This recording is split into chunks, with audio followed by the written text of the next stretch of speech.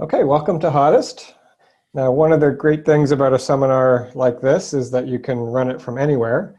So today I'm actually in Oregon, and Chris is in Norway, and our speaker's in Sweden. So it's a very international event.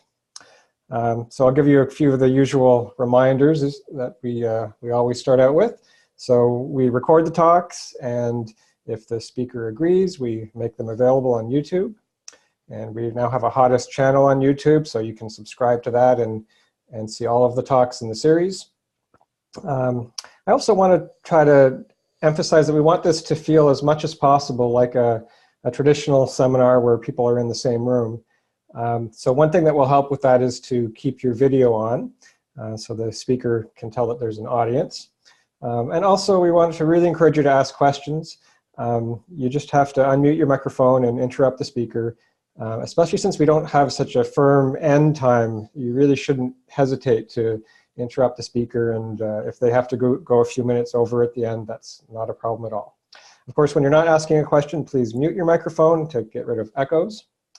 The talk will last roughly 60 minutes, and then we've got 30 minutes after that for discussion and questions.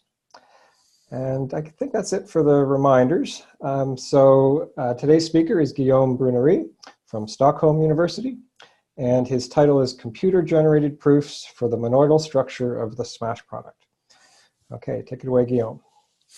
Okay, thank you for the introduction, Dan, and thank you for the invitation for this talk. So, in this talk, I want to talk about the monoidal structure of the Smash product. So the Smash product is some operation that's very useful in algebraic topology, and we can define it in homotopy type theory. And as we'll see, one of the main features of the Smash product is that it has a monoidal structure, and so we want to do that in homotopy type theory, and we'll have some problems. So first, the definition of the Smash product. So given two pointed types, A and B, and so I write star A and star B for the base points. The Smash product is defined as a higher inductive type with 5 constructors. So the first constructor, that I call proj, goes from A times B to A smash B. So you can see that as some inclusion of the Cartesian product of A and B into the Smash product A and B. Then you have 2 base points, base left and base right. And then those paths, push L and push R. So push L connects every element of the form proj A star B to base left, and push R connects like proj star A B to base right. So the idea of the Smash product is that you take the Cartesian product A times B, and inside the Cartesian product, you have one copy of A and one copy of B. And you want to contract all of that to a point. But we are in homotopy type theory. We cannot like literally quotient things or identify things. So the way to do it is by adding new points and new paths connecting the things. Anyway, so that's the definition of the Smash product in HoTT. And we want to prove that it forms a one coherent symmetric monoidal product. So what does that mean? That means it's factorial. You can apply it to pointed maps, and it will do the right thing for identities and for composition of maps. There is a symmetry, a map from A to smash B to B smash A, which is its own inverse, and which is a natural transformation. Then there is associativity, which is an equivalence and which is also a natural transformation. It satisfies some coherences like Maclane's Pentagon and some hexagon. And it has a unit and another coherence. So you can see the full definition. It takes like 2 pages of my PhD thesis to write precisely the full definition. And this is used in particular to define the cup product on cohomology. And for instance, the Pentagon is used to prove that the cup product is associative. So that's quite important. Okay, so the basic idea is that everything we have to do is to define a bunch of functions, and they all have the same shape, more or less. They all start from an element x in some smash product or some iterated smash product. And the codomain is either a constant type or an equality type between two functions. So for instance, if you want to define associativity, you want a map from A smash B smash C to A smash B smash C. If you want to do the pentagon, it's from the last one, the A, B, C, D, to some equality between the two paths on the pentagon. And the way to define those maps is just, so what I would like to do is just to do it in the natural way. Namely, the smash product has some induction principle. So you just do an induction on that, maybe an iterated induction when there is nested smash products. And in the first case, the case where it comes from proj, where it comes from a Cartesian product, then we just use the fact that the Cartesian product is a monoidal product, and that's very easy. You just have associativity by associating parentheses, and the pentagon is trivial, and so on. But that's just the first case, the proj case, and all the other cases, you need to do some path algebra, which can be rather complicated. And so the goal of this talk is basically to try to deal with all the complicated path algebra that results. So there might be different ways to prove that the smash product is a monoidal product. So for instance, Floris van Doorn has been trying to do it using the adjunction with the pointed maps. So smash product is there is an adjunction with the type of pointed maps. And using that and associativity of pointed map, you can do it. But there are also some additional issues there. So for now, this other way also doesn't quite work, or at least it's not complete yet. But anyway, the way I would like to do it is just do it like that, just by induction on the argument and then dealing with all the complicated path algebra. Just as Dan said, don't hesitate to interrupt me if there are any questions on that. Okay, so we will start with like the simplest one, and then we'll go through more and more complicated ones. The first thing is, for those who are maybe not so familiar with high inductive type, is the recursion rule. So the recursion rule for the smash product is also called the non-dependent elimination rule. So given a type C, in order to define a map from A smash B to C, you do it as follows. You need to define 5 elements. So the way I write it here is using some kind of Agda-like pattern matching, if you want. So I just give the value of f proj AB. This should be something which comes from a function A times B to C. Then you need to give the value f of base left, which corresponds to just giving a point in C. Then you need to give the value f of base right, which corresponds to also giving just a point in C. And then for the last 2 constructors of the smash product, so those are one-dimensional constructors, so you cannot just apply f, you need to use app. So you do app f on push left of A, and this should be a path between the previous 2 clauses, the f proj of A star B and the f base left. And similarly for app f of push right of B. Okay, are there no questions on that? Are we clear for now? Okay, so first example, commutativity of the smash product. So we want a map from A smash B to B smash A. So we do it with those 5 cases. The first case takes proj AB and this is just commutativity of the Cartesian product. So we just swap A and B. So we get proj BA. Okay, then for the next 4 cases, so I have this like colored square. So this colored square just means this is a hole. There's something that we need to fill. And the number is the dimension. So the first 2 are of dimension 0. So we need to give a point in B smash A. The last 2 are dimension 1. We need to give a line in B smash A. You will see later why I put these numbers here. Okay, so we need the 4 next cases. So here we'll do the obvious thing.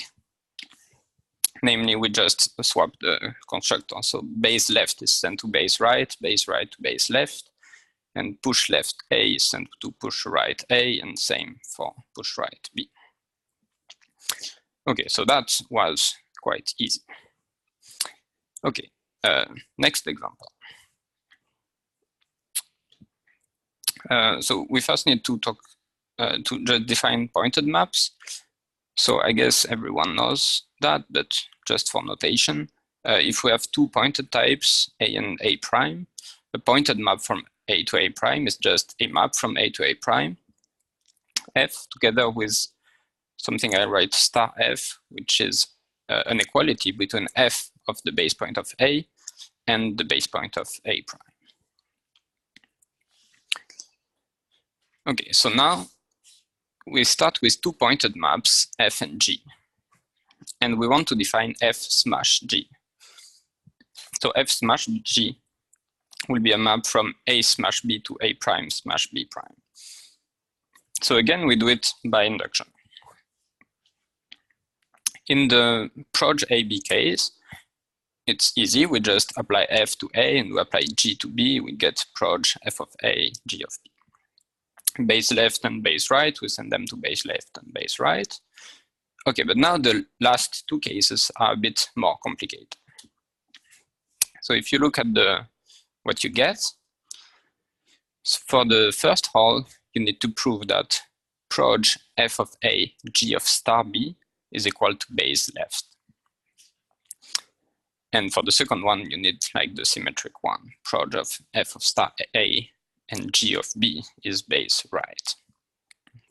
And so we will do it by using some kind of, we'll do it just by composing equalities, but I want to write it kind of with rewriting. So for now, it's just composition of paths, but we'll see later why it's good to write it like that. So the idea that, so we start with this proj F of A, G of star B. So the idea is that G of star B reduces to star of B prime via the fact that G is pointed. And then this whole thing, proj F of A and star B prime, reduces to base left via one of the constructors of the smash product. And so by composing those 2, we can fill the first hole with this equality. So the first reduction rule, it's correspond to app of proj F of A dash applied to star of G. And the second one is push left of F of A. And for the second hole, it's exactly the same thing, but symmetric. Okay, so are there no questions so far?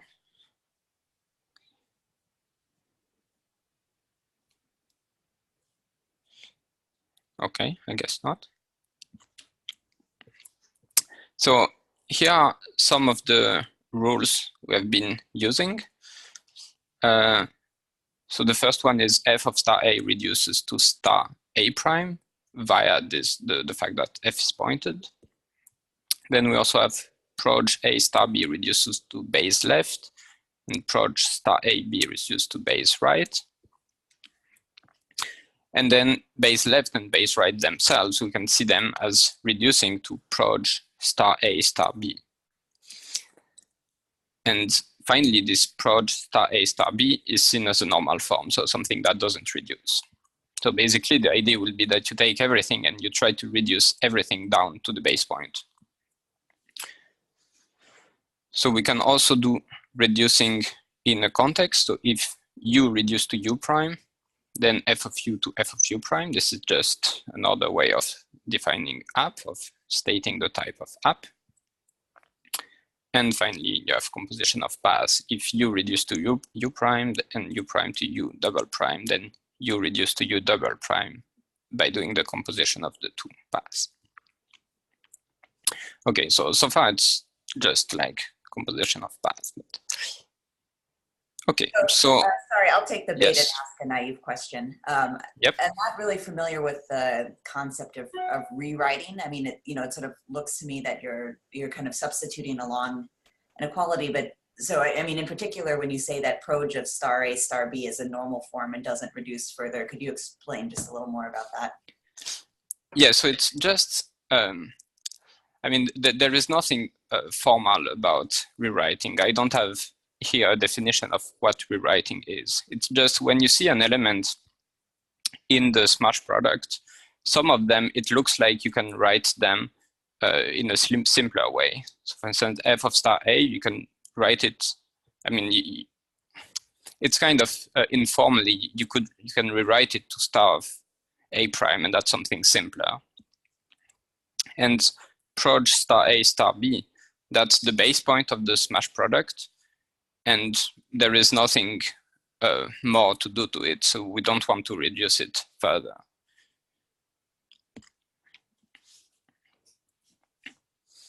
I mean, there is no, it's just like informally, if you consider proj star A star B to not reduce, and you use all the other reduction rule that I have here, then any point in the smash product that should be equal to the base point will ultimately reduce to the base point.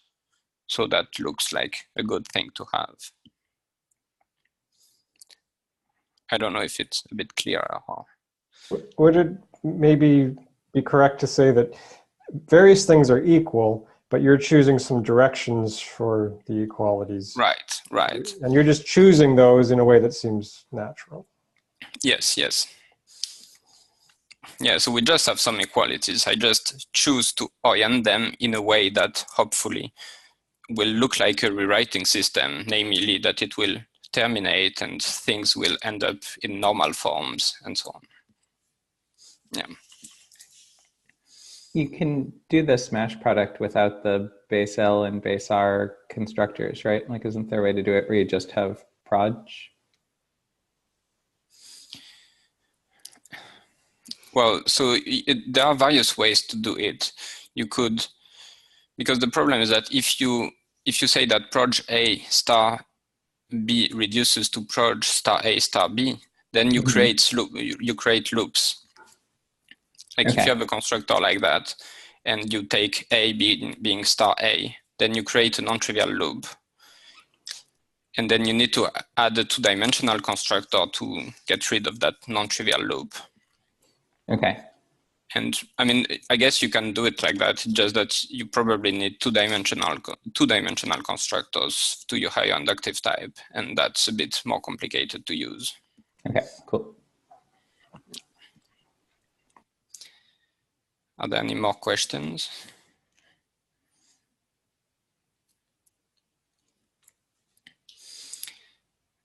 Okay, let's continue.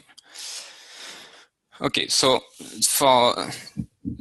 to continue, I will need to use squares and cubes. So I will use squares and cube in the sense of the paper with Dan Licata a few years ago, a cubical approach to synthetic homotopy theory. So the idea is that we define the type of squares as inductive families with one constructor, exactly as we define the identity type as an inductive family with one constructor. So IDP here is reflexivity. And so square is a dependent type indexed by the whole boundary of it. So it's not just a type of squares, it's a type of squares with assigned boundary. And there is only one constructor, the identity square, which has the identity path on all sides. And you can similarly define type of cubes, again with the whole boundary. So you have a lot more arguments because you need to give like all the faces and so on. Okay, we need another concept, which is this app plus. So it's kind of a dependent app, but in a special case. So let's say you have a function f from A to the identity type of B. So it's a function that, given x and a, gives you an equality between g of x and h of x, where g and f are just two functions. And you have a path in A, from A to A prime. Then you can apply f to P. The thing is that because f is already one-dimensional and you apply it to something which is one-dimensional, what you get is something two-dimensional, so you get a square. And so you get exactly this square with app g of p and app h of p as the left and right sides, and f of a and f of a prime as the top and bottom sides. Okay, so this is used now to define the induction rule. So again, this is the dependent induction rule for the smash product, but just a special case into identity types. So if you want to define a map f from A smash B into an identity type, so now this is a dependent function, as the identity type depends on the variable x. So you do it with 5 cases, just as the non-dependent one. So the first 3 are easy, just f of proj AB, well, you need to prove something of type g of proj AB equals h of proj AB. Same for base left and base right. And now for the push left and push right, you need to use this app plus, because f is now a function to an identity type, and you want to apply it to an equality. So you use this app plus, which gives you a square between the app of the g and the app of the h on push left of A, and between those two of the previous cases. Okay, so now that we have that, we can do the next example. So are there any questions on that?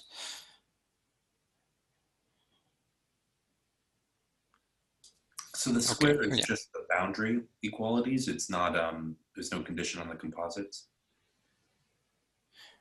Sorry, which composite? The square is just 4 equalities arranged in that way. It's not it's not a commuting square. Yes, so it's a commuting square. So you have P from A to B, Q from C to D, and then R from A to C. So the P and R coincide at one point, and S from B to D. So you have a square. But you don't have a condition on the composites that say, P dot S equals Q dot R. So it would be equivalent to define the type of squares this way. So here we define the type of square. So this is the intuition that you should have of a square. A square is like something filling this. The composite of those two is equal to the composite of the other two. But instead of defining it as just saying this, what you just said, instead we define it as an inductive family with one constructor ID S. But we can prove it's equivalent to saying P compose S equals R compose Q, or yeah. Am I correct that if you had a square, say involving P, Q, R, and S, a term in the square P, Q, R, S type would be a proof that it commutes? Yes, yes, exactly. Just like in the identity type, a term of the identity type is a proof that two things are equal. So a term of the square type is a proof that the square commutes.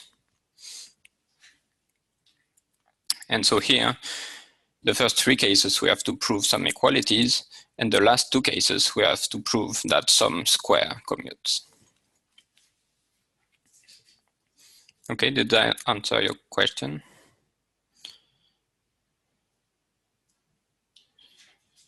Yes. Okay. Okay, so now we can do next example, naturality of commutativity. So we have two pointed maps, and we want to prove that the sigma is natural.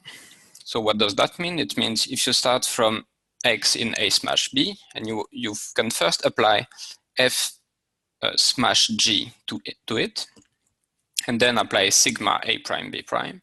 Or you can apply first sigma A B and then apply G smash F.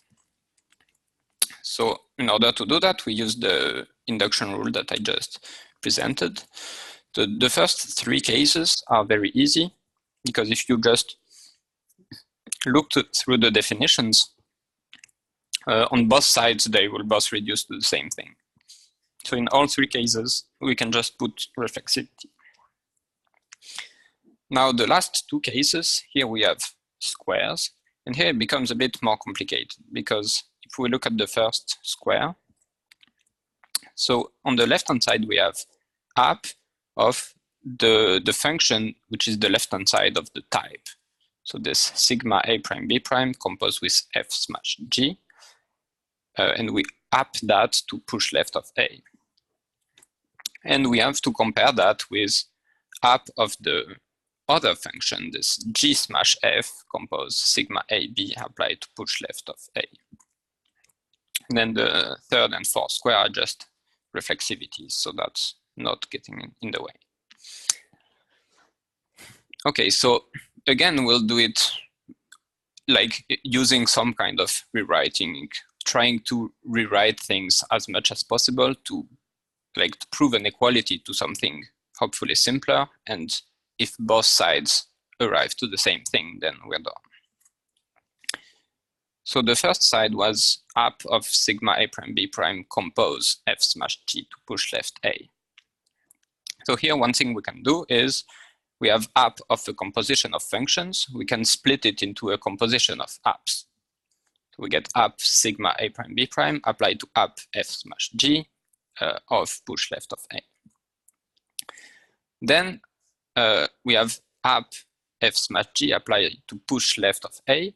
This is just a reduction rule for the higher inductive type, for the smash product, because F smash G is defined by induction. And so when we apply that to a constructor to push left of A, then it reduces.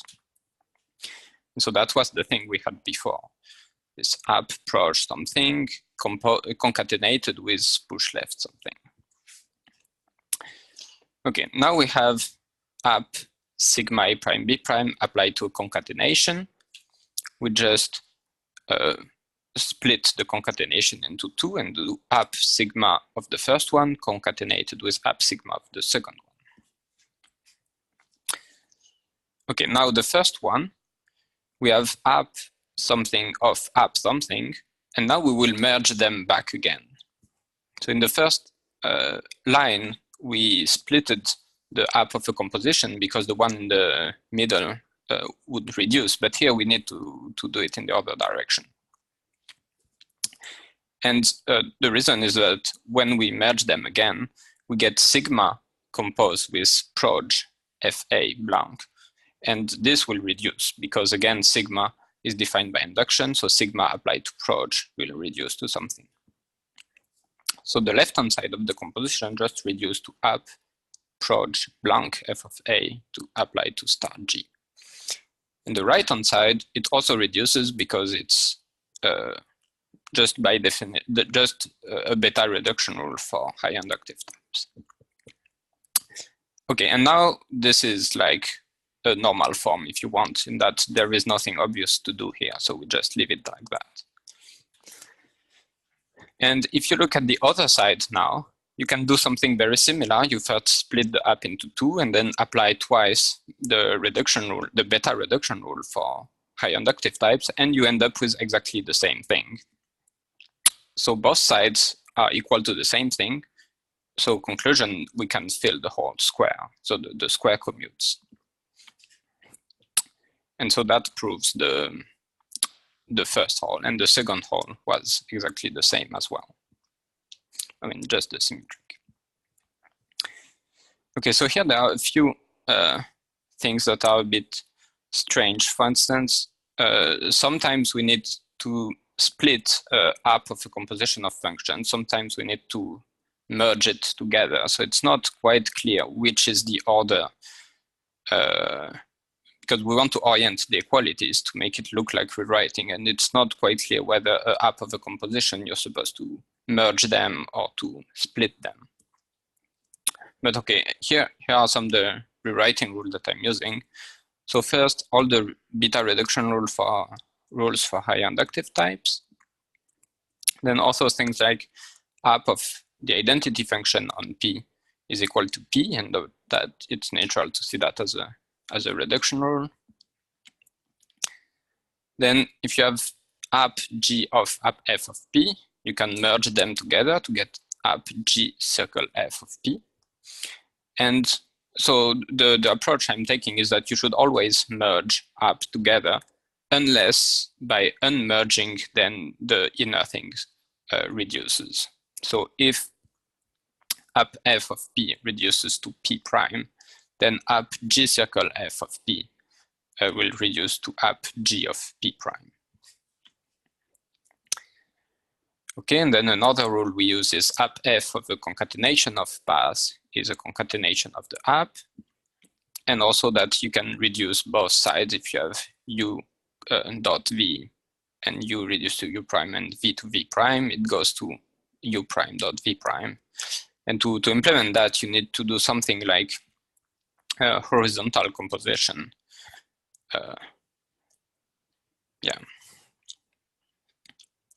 Okay. Any questions?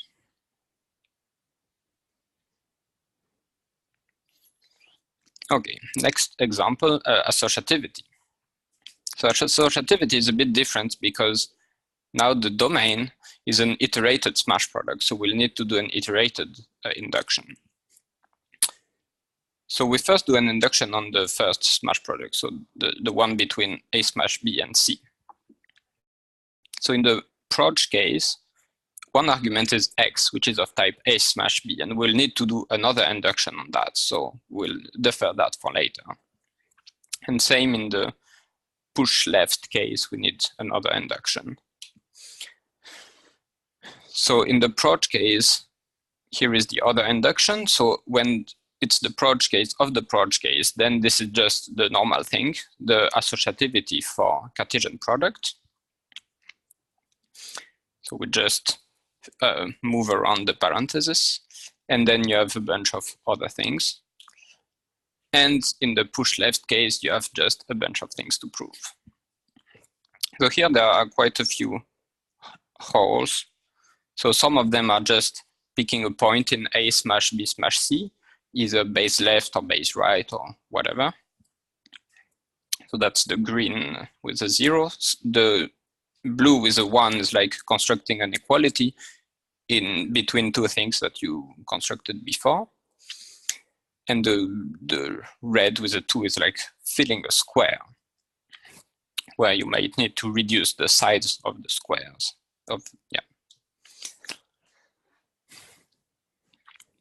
Okay, but it looks like it's going to be kind of similar to the previous example.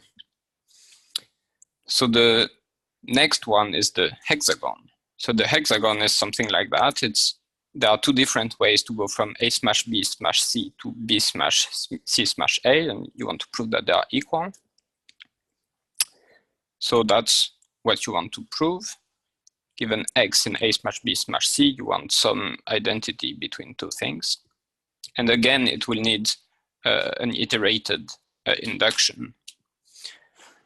And here you see that at the end, there are some three-dimensional holes that appear. So now we'll need to talk about cubes. And given a cube, we need a proof that the cube commutes, or a filler of the cube. And finally, for the pentagon, so the pentagon is even more complicated, because now on the left-hand side, there are 3 smash products that are nested.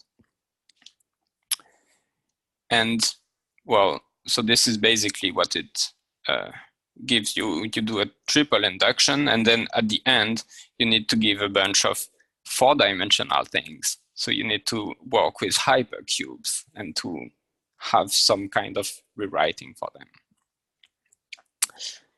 Okay, so it looks kind of complicated. And I mean, there are a lot of things that become more complicated when you do rewriting in this kind of higher dimensions.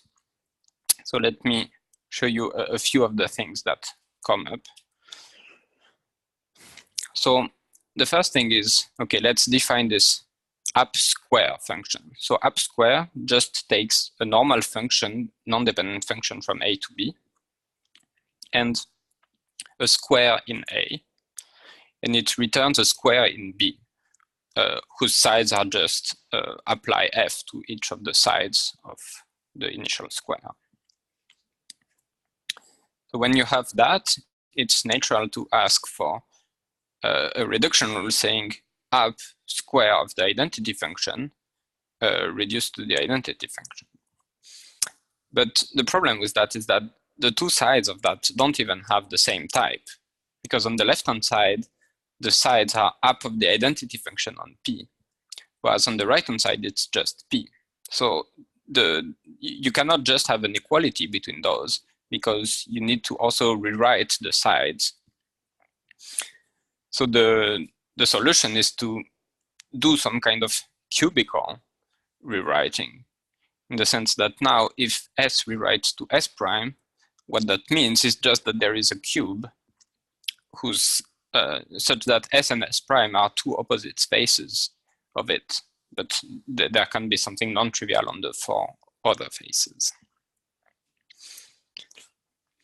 And in general, when you rewrite, like you have a cube and you have a square and you rewrite it by a cube, it might happen that the sides are kind of need to be rewritten as well. So it might go into various directions where you need to rewrite the other sides and so on. Okay, another thing that comes up is this one. So we have seen 3 variants of app. So the normal app takes a function a to b and a path in A and returns a path in B. Then just before we had the square version, which takes a square in A and returns a square in B. We also have the version where f goes from A to the identity type of B and takes P a path in A and it returns a square. So that was the app plus. But in general, you may need all the other variants about a function going to squares or things about cubes and so on. So there are a bunch of other functions like that. And they interact in a lot of different ways. So for instance, app squared applied to app plus will reduce to some app plus of app of G composed F. And app plus composed with app will reduce to some app plus and so on. And they also interact in kind of weird ways with operation like concatenation of paths. For instance, app plus of a composition P compose Q.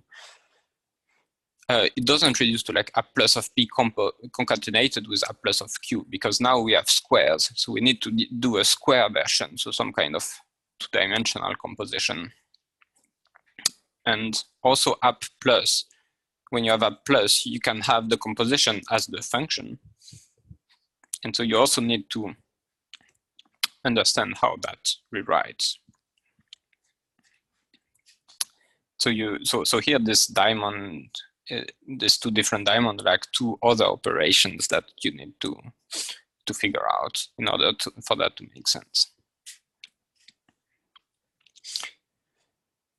Okay. Okay, so let's now talk about how to actually, because now we have a bunch of rewriting. It can go in like various directions. How do we package all of that together? So the idea is to use this kind of coherences. So coherence is a map of this form. So it takes an arbitrary type and a point in this type, and then a bunch of pairs of arguments where you have first a variable x of some type, and then a variable p which says x is equal to something else. And so you have as many of those as you want. And the idea is that you can always prove such a thing. You just do, you go through the xn and pn 2 by 2, and you just do path induction on all the pn. So pn has one end free, the xn, and the other end is like something else. But so you can just do a path induction on all of them, and in the end you return identity reflexivity, and you're done. So the idea is that Pn will represent some rewriting rule, and Xn is the term being rewritten. So we'll see maybe an example later, but it's just a way to represent.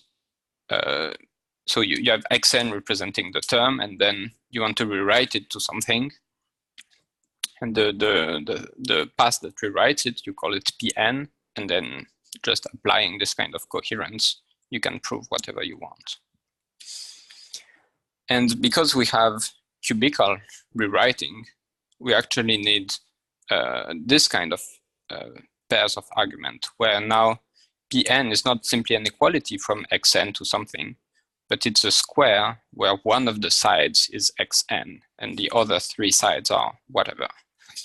And similarly for cubes, xn is a variable of some square type, and Pn is a cube where xn is one of the sides and all other faces are arbitrary.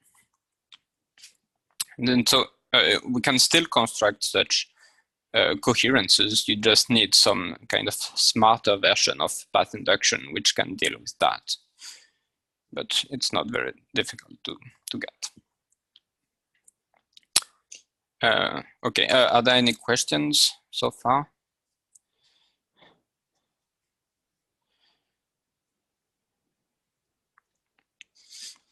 Okay, so let's try to show how to actually fill a hole. So here I want to like show an algorithm in to explain how to fill a hole. So in all the examples, like for instance the Pentagon, we have a bunch of holes that we want to fill. Okay, and we want to use rewriting, but then you want to combine all the rewriting together. And so how do we actually do that? So we first start with L1 being the list of all the faces of the hole that you're trying to fill. So the hole is like typically a square that you want to fill or a cube. So you take all the faces. So you start with the like 0-dimensional faces and then the 1-dimensional faces and so on. So that's L1. And then on the side you have L2, which is for now empty.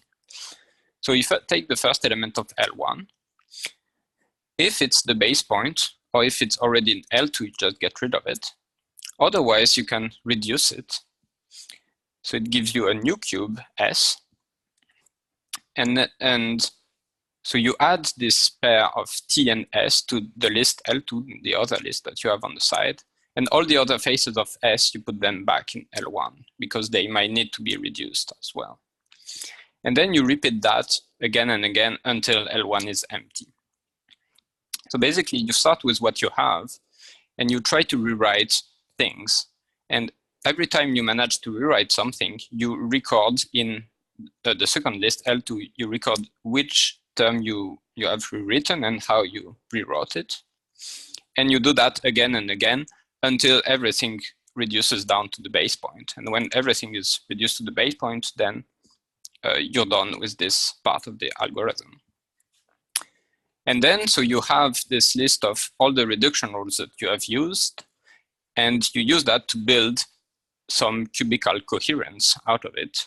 And then you use that to put everything together and to fill the hole. So I will do an example of that.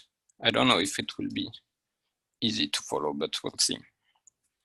So here is one of the first example that we wanted to do. So proj f of a g star b equals base left.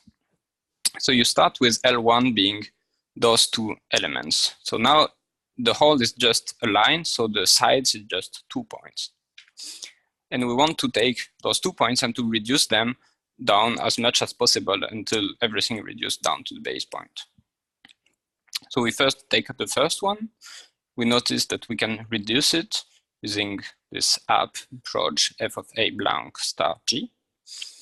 And so we add the original thing and the reduction rule into L2. And in L1, we change it to the new one, to the one which has been reduced. Okay, now the first two lines are the same as the one in the previous slides. So that's what we have now. So we start again. We start with the first one, and we notice that we can reduce it to base left using this push left. So okay, so we add this new thing into L2, and in L1 we just put, we replace it by base left. Okay, then we continue. Base left reduced to proj star A star B, and so we just do that and we add it at the end of L2.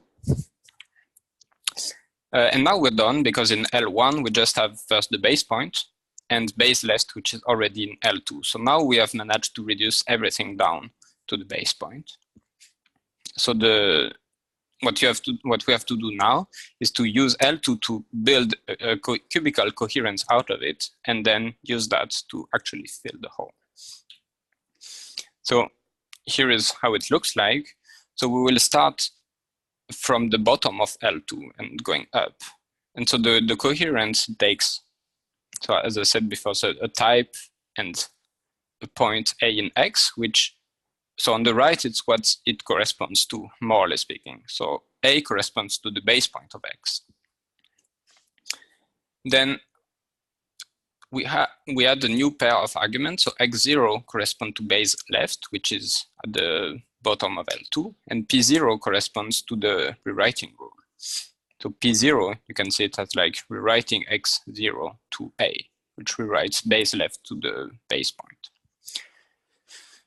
Then for the next one, we add a new point X1, which corresponds to this one, and P1, which is a reduction rule, and so on. And then the conclusion is just, you look at what you wanted to prove to begin with. So you wanted to prove proj f of a g of star b, but proj f of a b of star g of star b corresponds to this line, to the line x2. So you put just x2, and then equals base left. Base left corresponds to x0, so you just put x0. So now the idea is that on the one hand, you can prove this coherence, this function, just by doing repeated path induction. You can just prove it. It's just a composition of things, but you can prove it. And then if you apply it to the things that are on the right-hand side, then you get exactly the desired term. And you can do that if things are much more complicated, like if you have squares and cubes and various things reduced in a lot of different ways. You can just do that step by step, and in the end you will get a potentially quite big coherence, but it will work out. Okay, are there any question on that?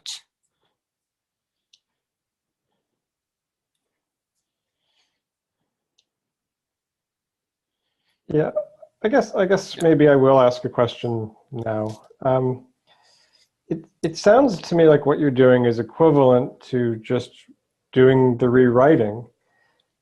You're doing it in a data structure and then synthesizing a coherence lemma and then applying the lemma. But why couldn't you just do rewriting, since you know that those rewrite rules are equalities?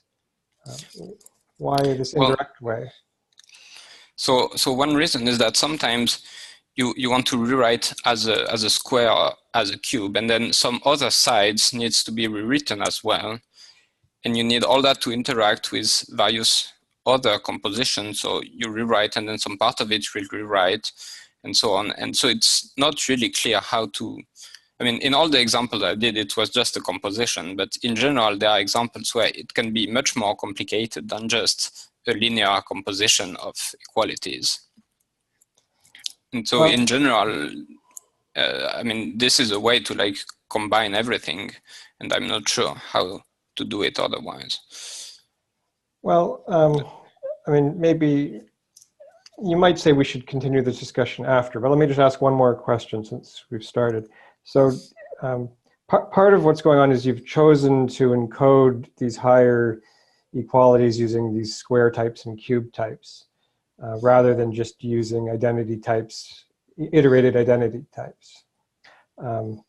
But if you had used iterated identity types, then wouldn't all of these things simply be some lemmas about how app behaves in iterated apps, and couldn't you just rewrite with lots of lemmas and get the same effect? Yes, but sometimes, for instance, you have U concatenated with V, and you want to rewrite U. And so to do that, you need some new kind of composition, some whiskering or some horizontal composition. Right. That would be one of the lemmas that you have as a rewrite rule. Yeah.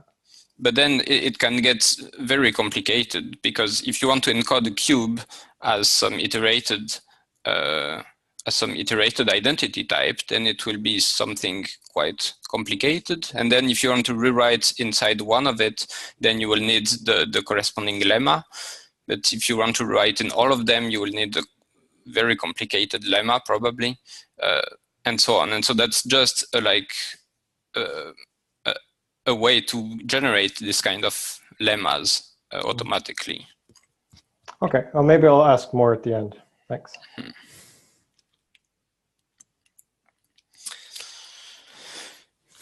Okay, so it seems possible to do that, like in theory, but it's very technical, and there are a lot of things to do. There are a lot of holes, for instance, in the Pentagon. So we don't want to do that by hand. And so solution is to write a program that generates a proof for us.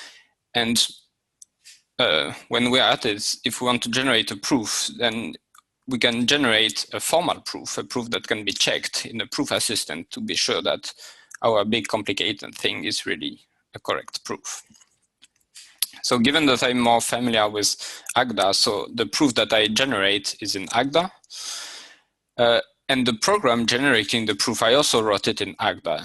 Agda can be seen both as a proof assistant and as a functional programming language. So you can just use Agda to write a program. So that's exactly what I did. And so basically the way it works is, you use the Agda twice. You first use Agda with the -- compile flag in order to actually compile to like machine code. And then you run, so this smash generate, which is the program generating the proofs.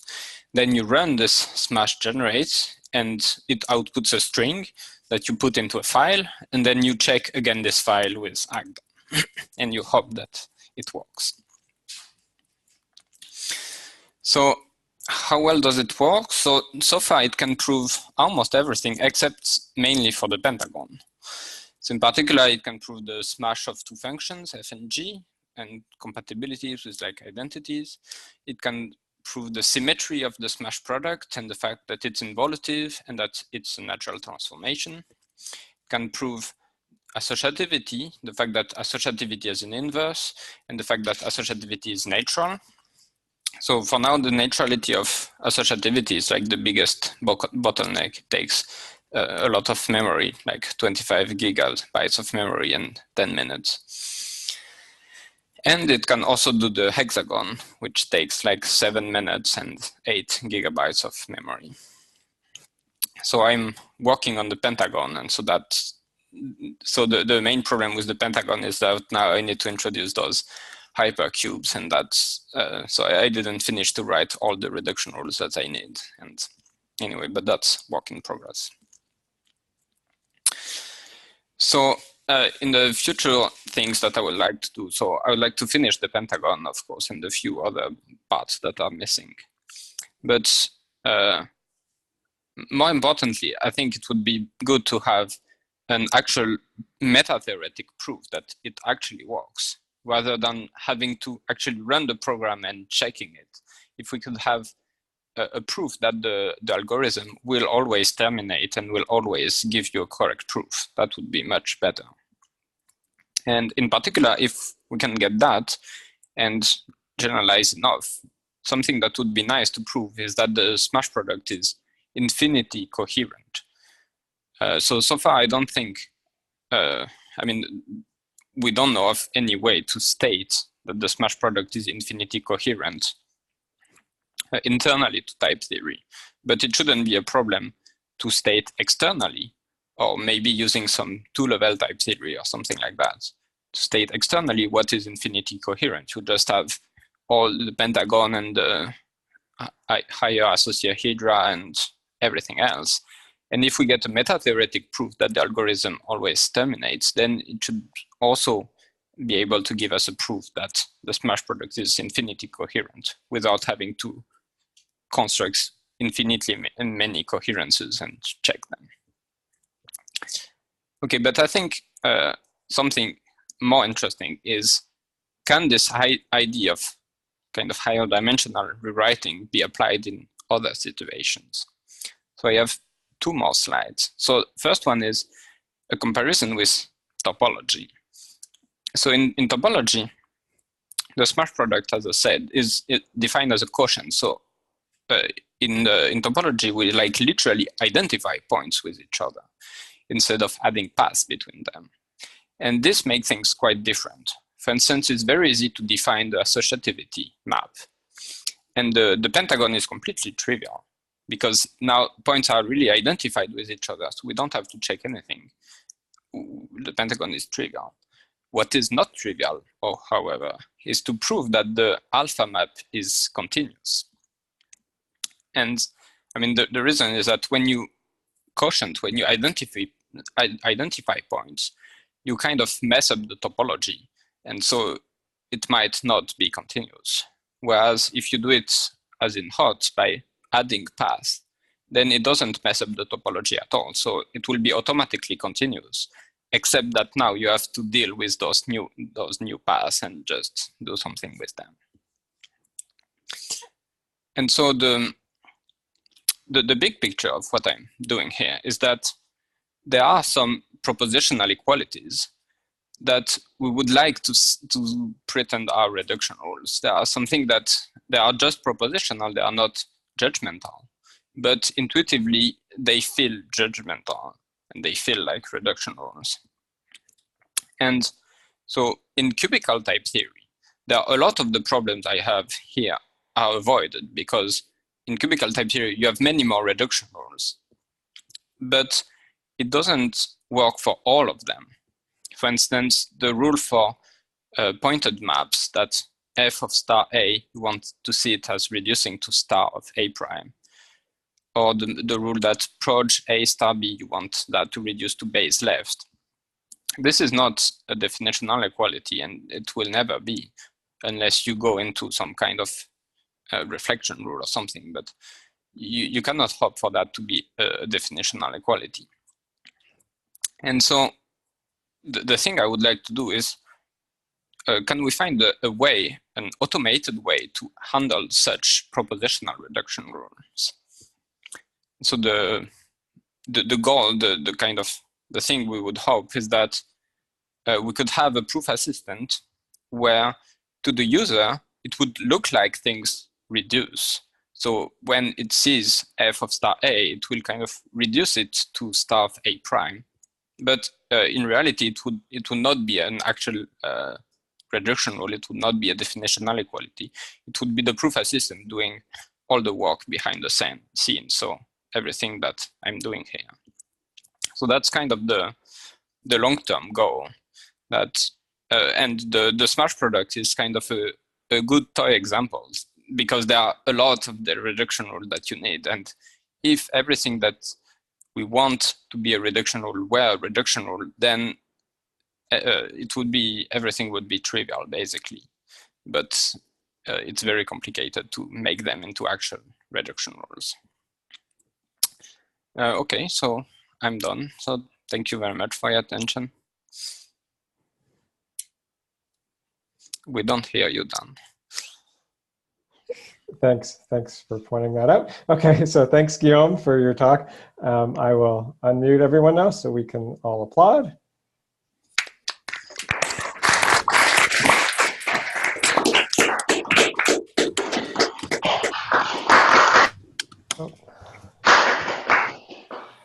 Okay. So now we open the floor to questions. I've already asked a question, so I'll let other people go ahead. Starting on the last point on the big picture, my question is, if you were using something like a Coq that had a notion of extensible tactics, isn't that exactly what you could do, is write a tactic for reducing along certain equalities you've chosen to give direction to, at like sort of Chapala style, and would that get you a version of this? Yes, so I guess with tactics you can already do some kind of light version of this, but I don't think tactics in Coq are powerful enough to make the Pentagon of the smash product trivial. You can certainly do a lot of things with tactics, but I mean, here you need like much more than tactics. You need to actually do this algorithm to build this coherence and so on. And I don't think Coq's tactics are strong enough for that. Okay, I'll jump in because I've tried this with Coq's tactics, and it does appear to work for small problems. And my feeling was that the difficulties that came up when I tried to do some of the more complicated proofs were just because of some bugs in the rewriting engine, or they weren't actual obstacles. So this is why I was asking that earlier question, that it feels to me like these problems can be handled by just having a database of rewrite rules that include all the little lemmas that you wrote down as your reduction steps. And of course, as the dimensions go up, you need to add more to your database, but that's exactly analogous to how in your AGDA code you need to add in some code for the four-dimensional hypercubes. So as the dimension goes up, you need to add a larger database of lemmas. But I don't see in principle how it's really any different. I think what you're doing is applying lots of rewrite rules to change the goal until you eventually get to a trivial goal. You know, maybe there's something that I'm missing, but when I tested it on some small cases, just using a very naive path algebra reduction library, it worked. I mean, in some more complicated cases, you cannot just do a rewrite, because if you have dependent types, for instance, you cannot rewrite part of it because some other term might be dependent on that, and it might need to be rewritten in some different way. Right, so the lemmas you rewrite with would have to take that into account, right? It's not only rewriting, it's various lemmas, you know, about these types of path algebra situations. So you have a database of lemmas, but you apply them in a directional way to avoid loops, and you have to carefully choose the directions like you did. But I think there should be a bijection between all the little hints that are in your code about what type of reduction steps to take and a database of lemmas you could put in a tactic, and then you can just let the tactic go. The nice thing as well is that the tactic is very general. It can apply in many situations, and even if it doesn't solve a goal, it can often simplify it to a point where then the human says, but now I see what needs to be done. Some extra lemma is needed that I didn't tell my tactic, and then you can add that in and proceed. So I only tried this a little bit, and I came up with problems that I think were maybe bugs or maybe memory limitations. I'm not sure, but it felt to me like there is a possibility of some family of rewrite rules that can solve some of these types of problems.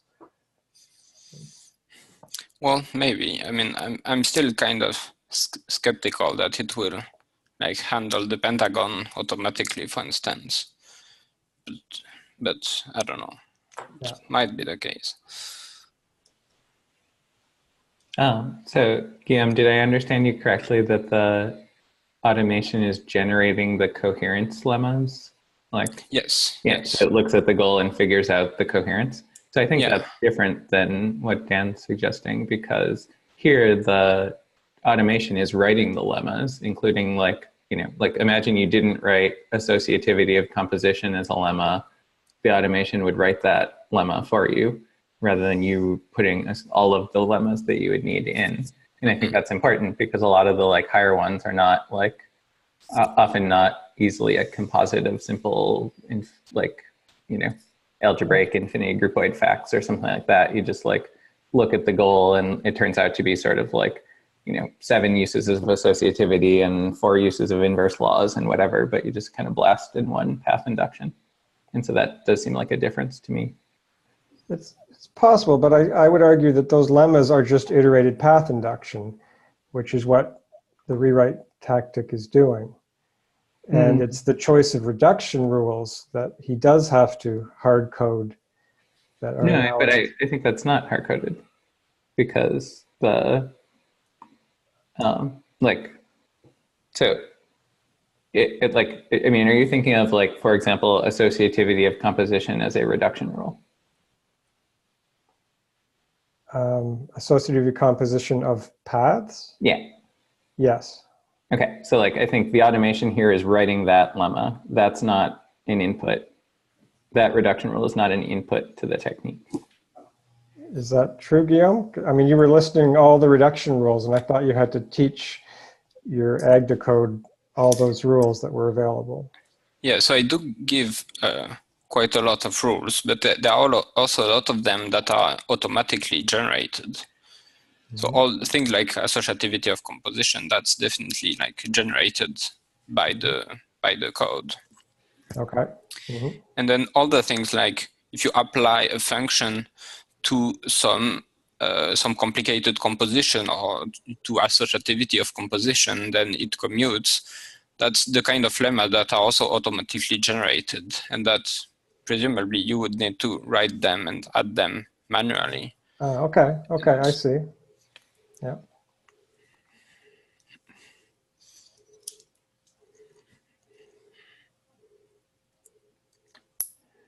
Anybody else?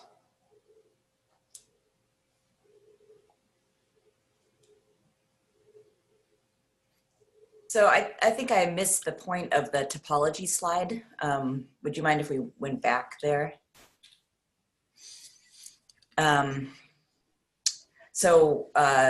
Kind of my understanding of how this goes is the Cartesian product of spaces is sort of associative and symmetric and whatever. And in sort of points at topology, the smash product is defined as a quotient of the Cartesian product. So there's some map with some universal property. And appealing to that universal property, I would argue that you can induce a continuous function like this associativity one just by composing the analogous function on products and then the quotient map on the codomain side. And then similarly prove all the coherence, or reduce the question of that coherence to the analogous question for spaces. But you were making some different point, I think, about the difference between using quotient maps and gluing in homotopies. Right. Maybe you could just sort of make your point again. No. Right. So in topology, it's actually not always true. You need the spaces to be like well behaved if you're just in point set topology. And so the point I was making is that, for instance, the Pentagon is completely trivial because the smash product is defined as a quotient. So you just have to prove that the Pentagon is true on the Cartesian product, and then you're done. But what makes it not easy and not always true is that the associativity map, at least if you define it like naively from the quotient, then it's not always continuous if your spaces are not well behaved. And so you need to prove that in some way, and you need to assume your space to be well behaved. Whereas in HoTT, you don't need to prove that anything is continuous because it's automatic, but you need to add to handle of all the higher paths and to prove that they are well behaved. Does that make sense? I mean, I think there's probably something I'm not, some subtlety I'm not remembering. I can't, it's hard for me to imagine that one of those would be more difficult than the other. I mean, if the spaces are well behaved enough that well, I don't know. I feel like all we need is this is maybe not worth arguing about, but I mean, if you can, maybe you're saying that the definition of the smash product as a quotient of the Cartesian product is wrong for ill-behaved spaces or something like that? Mm-hmm. Yeah. Okay. I mean, I guess I still don't understand why. I feel like if there's an issue with proving continuity of alpha, there would also be an issue with the Pentagon. It's hard for me to imagine why one thing would be okay for particular spaces A, B, and C, and the other one would not. Well, the Pentagon is just an equality of maps. So if you see A smash B as A times B quotiented by the, I mean, where you identify points. Right. Then A smash B smash C is just A times B times C, where you quotient the three faces, mm-hmm. where you like contract the three faces, and then the other one is the same thing. Mm-hmm. And so to define alpha, it's very easy. You just say alpha for the Cartesian product, and then you have to check that on the quotient it's if you start with a point which was contracted to the point, you send it to another point. You send it also to the base point. Uh-huh. And the Pentagon is just the Pentagon for Cartesian products. Uh-huh. And so for the Pentagon, I mean, because you identified everything to the base point, you don't have to check anything for that. Whereas in HoTT, you add a lot of paths. And if you look at the path that you're adding, doing A smash B smash C, it's not the same thing. You're not adding the same path as when you're doing the other one, the A smash B smash C. Mm-hmm. And so you have to mitigate between them because you're adding different things. Yeah, maybe to help Emily, because I was surprised when I first heard this too, is I think the point is that when you form the double smash product, it's not the same as a single quotient topologically. At least it's not obviously the same. You first do a quotient of A cross B, and then you cross that with C and do a further quotient. And the question is like, is that still a quotient map or something like that? Exactly. Yeah, and I think in general it's not still a quotient map. Great, thanks. You need like locally compact or something like that. Great, thank you. There are some questions on chat. Ali, I guess, maybe doesn't have a microphone. So I'll just read out a couple of questions for Guillaume. So first he wondered why you wrote in Agda, your code generator, and if the code for it is available. And I'll just read the last question as well, and you can answer all of them.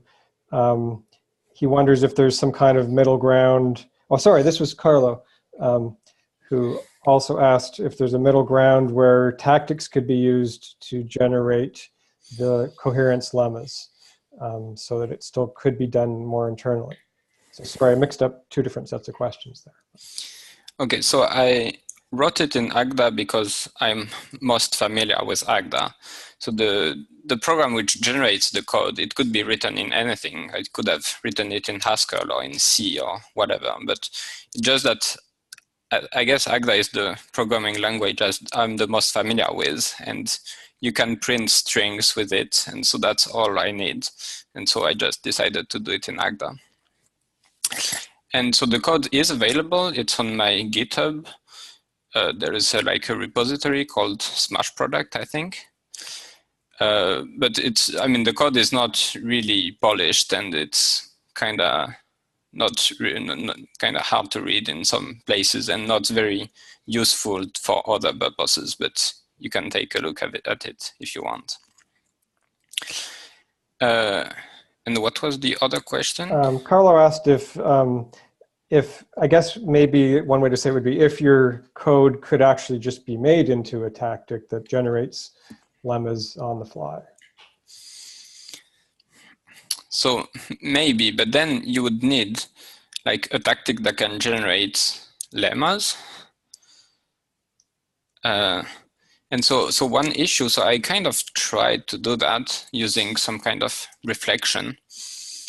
The problem is that in order to state things like what is a coherence, you need to state what is cubes or higher dimensional cubes, and you need to somehow internalize some version of type theory in order for that to work. And I couldn't see how to actually do it without having to have type theory itself. So it seems like you need to internalize enough of type theory so that you can give it, you can represent that as a data type. But it seems complicated to do because of the usual problems of interpreting type theory in HoTT. So I guess a question / observation coming from that seems to be that one of the advantages you get from this externalization is you get to work precisely in basically a fully untyped or like, sort of stringy setting where you can do whatever the heck you want. And then you only ask Agda at the end to verify that what you've done makes any sense at all in this particular setting. So, which is sort of your point that you don't have a proof that it works in general, but so it does morally, but you're relying on at whatever level, you don't need a proof that it works in general, or that any of this makes sense as a whole. You just need it in this particular instance when you run it for it to make sense. Is that fair? Yes, that's exactly it. And so actually about the internalizing it as a tactic, maybe it would be possible in some kind of two-level type theory where you have access to this external world where you can just build things, and then maybe you could prove it to be always well behaved. But yes, so basically I can write any kind of string and then I just need the results to type check. But I mean, isn't LTAC or something like that already on the external side of things? Like exactly, yeah. Yes, but it's not as powerful as being able to write any string. Sure. You still need to work with, like, I mean, you're still building abstract syntax trees, for instance. And so it would still, I guess, not be possible to do that. Well, it's not clear. Carlo also makes the point that you don't need a proof that it's going to work to have a tactic, because tactics can fail. That's okay. Right. Yeah. Okay. So, but I wonder about maybe using a language like Lean, where the tactic language is possibly a little more general purpose than LTAC. Maybe can manipulate the right data structures and so on. But, yeah, so that's what I meant with reflection. So if you use this kind of tactics, then you presumably need to implement type theory in Lean or in your proof assistant. And well, implementing type theory in type theory is difficult. And so would like to avoid doing that. I mean, at least if you want to prove the tactic to be correct. Otherwise, yeah, maybe you can just do it like that, yeah. Yeah, that's a separate thing. And so again, Carlo makes the point that generating abstract syntax trees isn't really any different than generating strings. So I think it's possible that it would work. It would be interesting to think about. Yeah. Now, Guillaume, did you have a little demo you wanted to show us, or did you decide not to do that? Yeah, so I can show how it looks like. So let's see.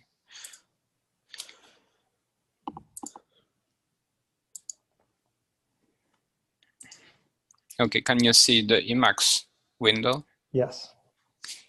Okay, so here is some of the code it outputs.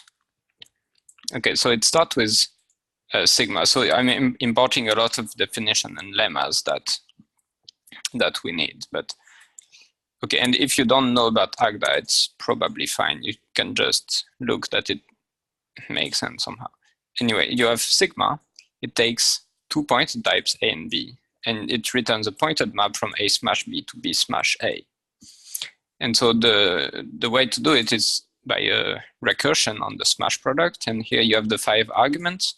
So the case proj AB, you return proj BA. Base left, you return base right. Base left.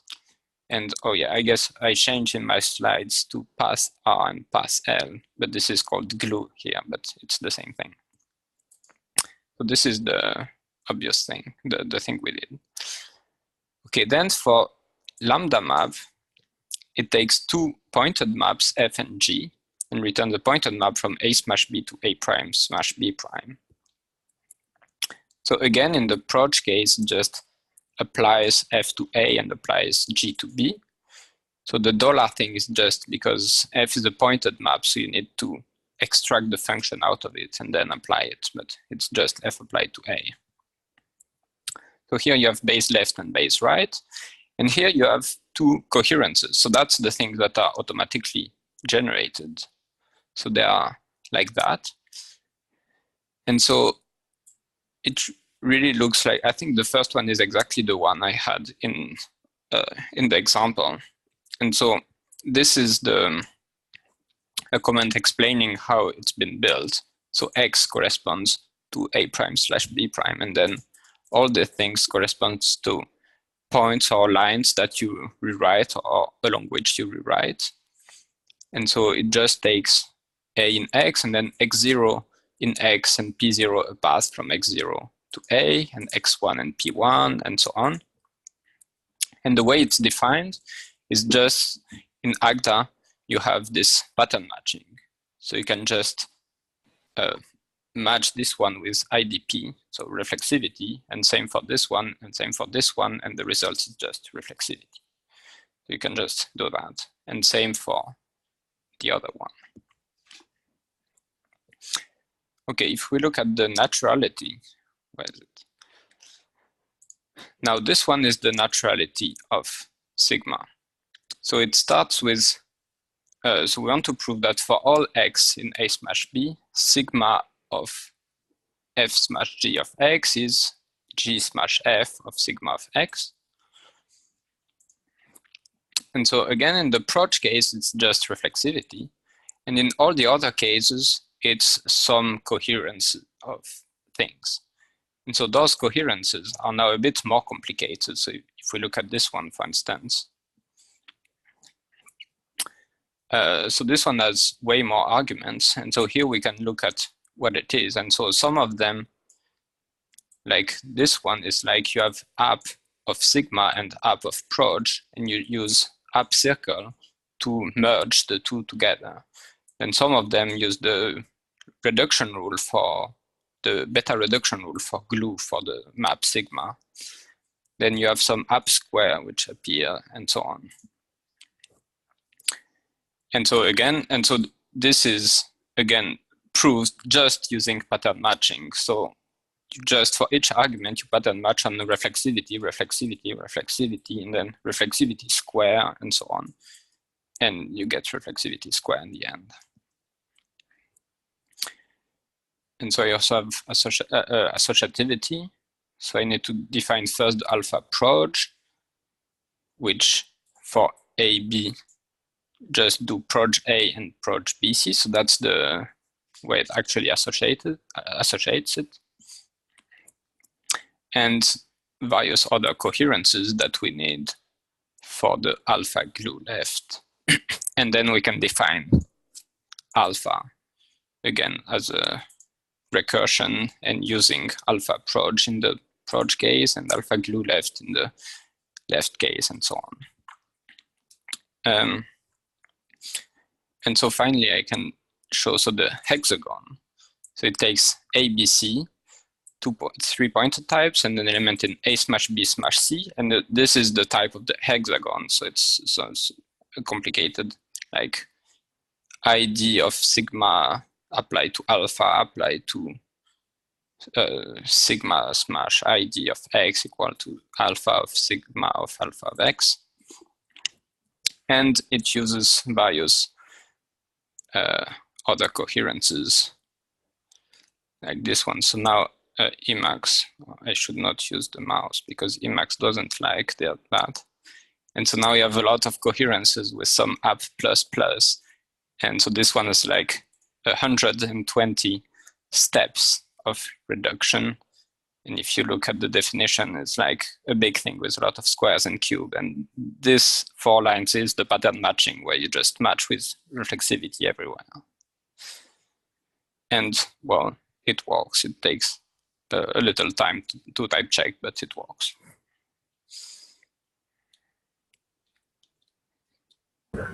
Hi, Guillaume. Sorry about that. Hi, Guillaume. This is John Sterling from Pittsburgh. Can you hear me? Yep. Oh, now I have no sound. I can't hear anyone now. Oh, shit. Hello? Yeah. Sorry about that. We had a little headphone mix-up. So we'd like to issue a small clarification.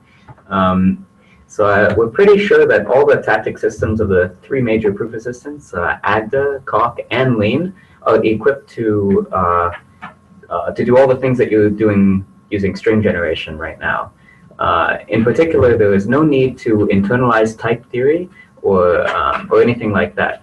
In the tactic systems of the major proof assistants, you're just generating untyped syntax trees and then type checking them after. So it's really the same as what your AGDA code is doing right now, except it doesn't factor through printing and parsing. Mm-hmm. Yeah, so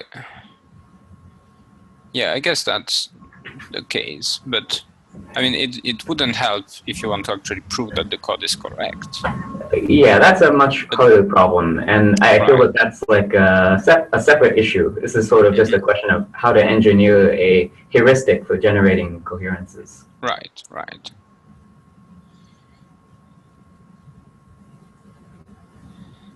Cool. Well, that's all from us. Thank you for your talk.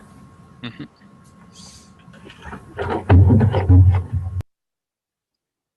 Okay, we just have a minute or 2 left. Any last questions?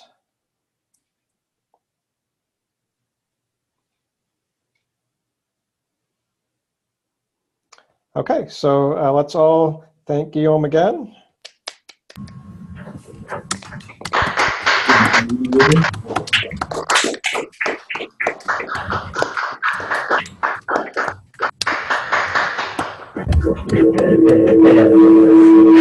Oh, quick mute. Okay. All right. So that was great, and thanks for all the discussion. That was very satisfying. So we will end now, and in 2 weeks we have Flores speaking, and I will see all of you then.